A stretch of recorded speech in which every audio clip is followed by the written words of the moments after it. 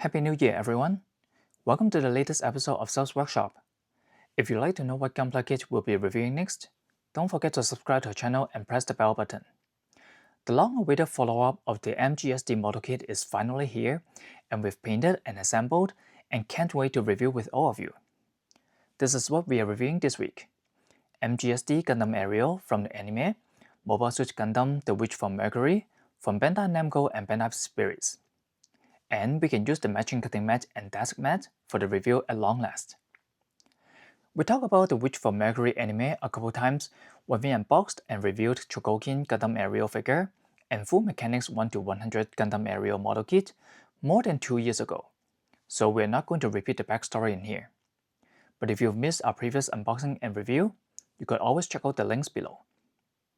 Similar to other MGSD model kits like MGSD Freedom Gundam and MGSD Wing Gundam Zero AW, and even MGSD Gundam Barbatos that we didn't get, Bandai Namco uses a very similar form factor for the boxes to keep the series consistent. We can see Gundam Aerial in a very agile CG rendered action pose with all the gun bits flying around it. And when we remove the box, we have the partially assembled Gundam Aerial in here. As usual, let me do the final assembly so we can check out the details after. Just give me a moment.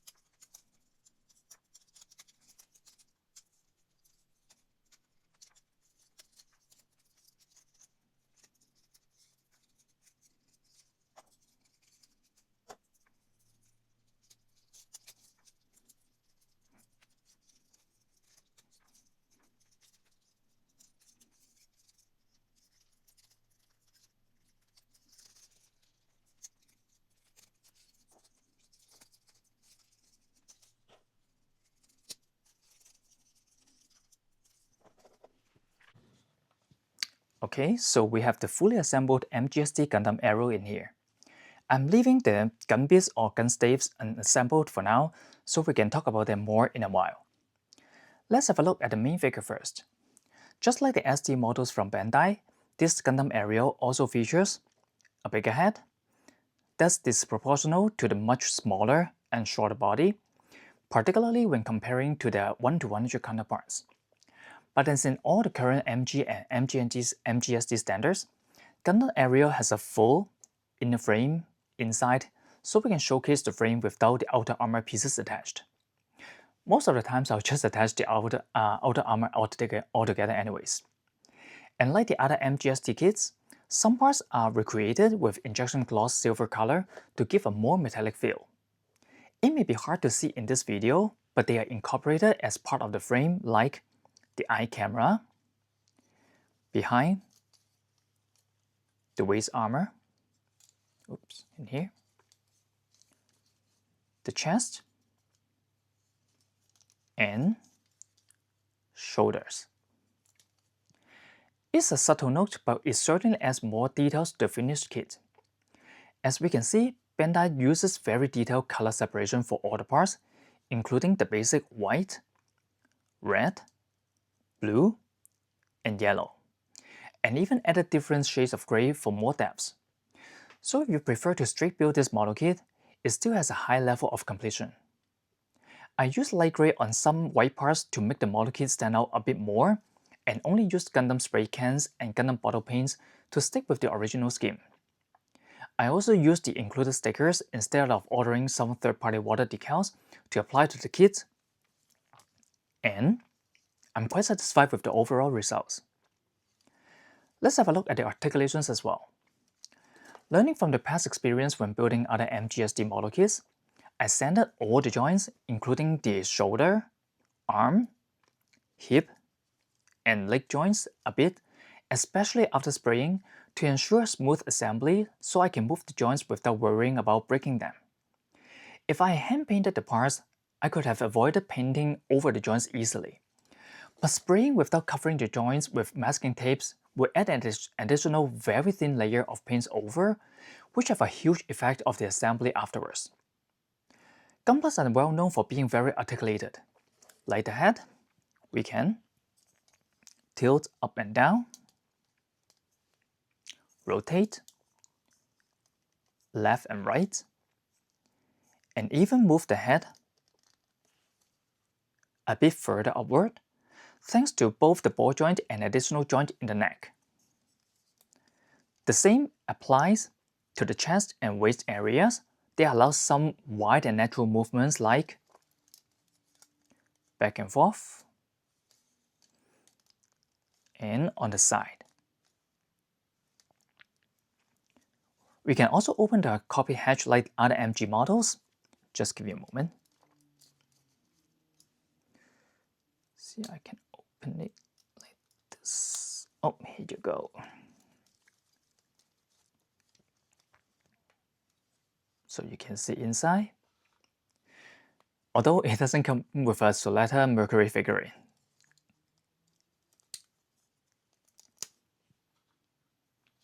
For the arms, we can swing them up and on the side very easily. Although the shoulder armors aren't separated on the front and back, the sides of the shoulders use 2 layers of armor pieces so they won't interfere the arm movements and thus posing. We can rotate the forearms,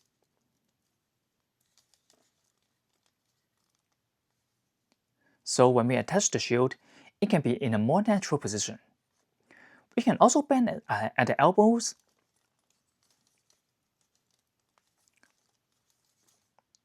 close to 180 degrees when rotating to the right position.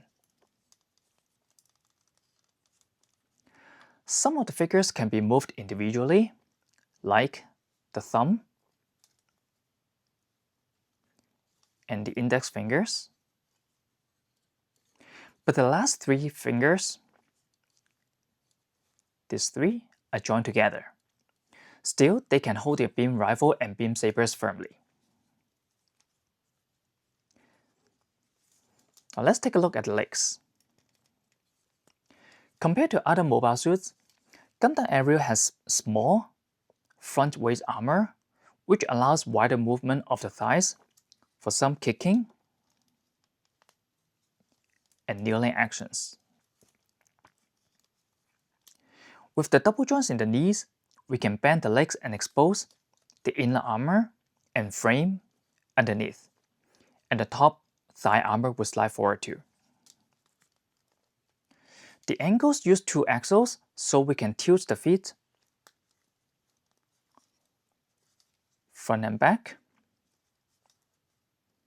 and adjust on the sides. Even the tip of the feet can be moved,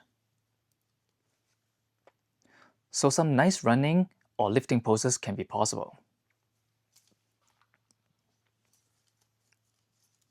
Now let's put the figure aside and have a look at the accessories.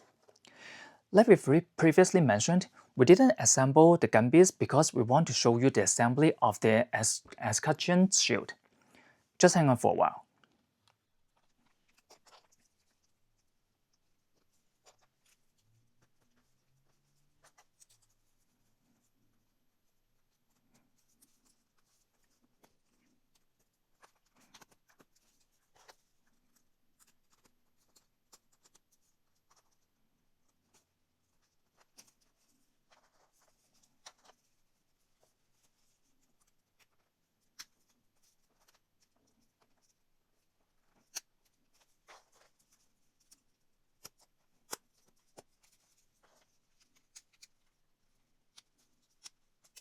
Oops.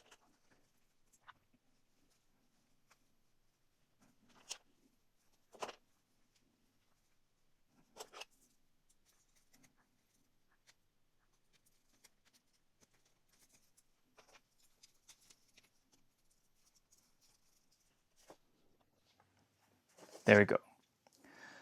This is a significant improvement from the full mechanics or Chogokin version, as the gun bits can be combined together to form the shield without replacing or using any extra parts or backbone, and is very faithful to how it is depicted in the anime.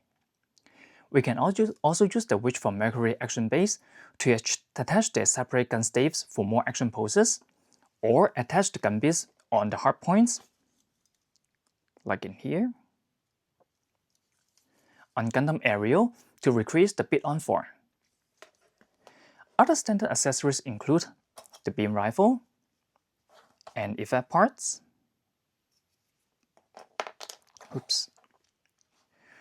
two beam saber handles and effect parts, and different colored shell units. And talking about the shell units, they use the way of cassettes to swap and replace the shell units between the metallic red and metallic blue ones by opening the clear parts on the forehead, chest, shoulders, thighs, and backpack to recreate the permanent score 6 state, which is something we've never thought of, and it's the first time they do it for any variations of Gundam Aerial. We'll show you the permanent score 6 version towards the end of the video. But of course, if you want to display both modes or transitional phase, you may just want to get an additional kit. And lastly, we'd like to take a quick look at the instruction manual. As we can see, just on the side for a while.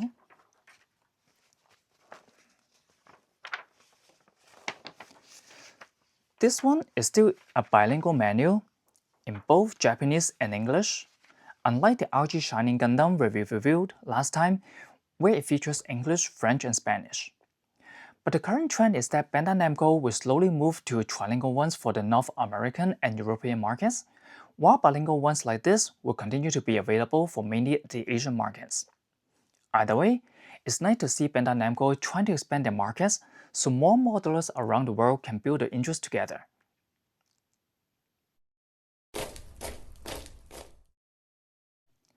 So that's it for this episode of Cells Workshop. If you enjoyed this review video, please give us a thumbs up, leave your comments below, and share with others who love Gunpla. If you've been following our channel for long, you've probably noticed that we've changed our channel name to Cells Workshop.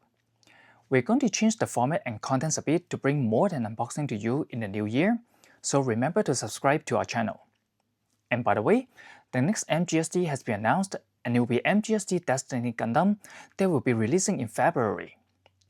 We'll build and review with all of you once it's arrived. Now, let's put this Gundam Aerial on the turntable for a spin. See you all next time. Happy building, everyone.